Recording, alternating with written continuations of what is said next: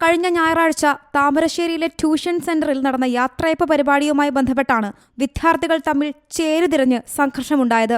MJ higher secondary സ്കൂളിലെ കുട്ടികൾ നൃത്തം അവതരിപ്പിച്ചപ്പോൾ സാങ്കേതിക തകരാറിനെ തുടർന്ന് പാട്ട് പാതി വഴിയിൽ നിൽക്കുകയും ഡാൻസ് തടസ്സപ്പെടുകയും ചെയ്തു. ഈ അവസരത്തിൽ താമരശ്ശേരി ഹയർ സെക്കൻഡറി സ്കൂളിലെ ഏതാനും കുട്ടികൾ കൂകി വിളിച്ചു. ഇതേ ചൊല്ലി പരസ്പരം കലഹിച്ച കുട്ടികളെ അധ്യാപകർ ഇടപെട്ട് മാറ്റി രംഗം ശാന്തമാക്കി. എന്നാൽ വ്യാഴാഴ്ച വൈകിട്ട് വീണ്ടും 2 സ്കൂളിലെ കുട്ടികളും സംഘടിച്ചെത്തി പരസ്പരം ഏറ്റുമുട്ടി.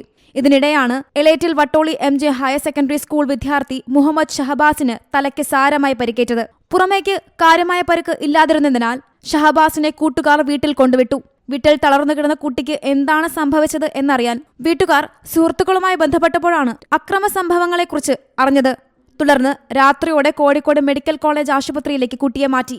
നിലവിൽ അതീവ ഗുരുതരാവസ്ഥയിൽ തുടരുന്ന കുട്ടി വെന്റിലേറ്ററിലാണ്. അതേസമയം കേസിൽ കസ്റ്റഡിയിലെടുത്ത താമരശ്ശേരി HSSലെ വിദ്യാർത്ഥികളുമായി പോലീസ് സംഭവസ്ഥലത്തെത്തി പ്രാഥമിക തെളിവ് ശേഖരണം നടത്തി. സംഘർഷത്തിന് കാരണം പ്രതികാരമാണെന്നും ഇവർ മൊഴി നൽകി. ആക്രമണത്തിനായി മാരകായുധങ്ങൾ ഉപയോഗിച്ചതായും പോലീസ് സ്ഥിരീകരിച്ചിട്ടുണ്ട്. C Malayalam news, Kozhikode. ഏറ്റവും പുതിയ വാർത്തകളും വിശേഷങ്ങളും വിരൽ തുമ്പിലറിയാൻ സി മലയാളം ന്യൂസ് എല്ലാ ഡിജിറ്റൽ പ്ലാറ്റ്ഫോമുകളിലും ലഭ്യം.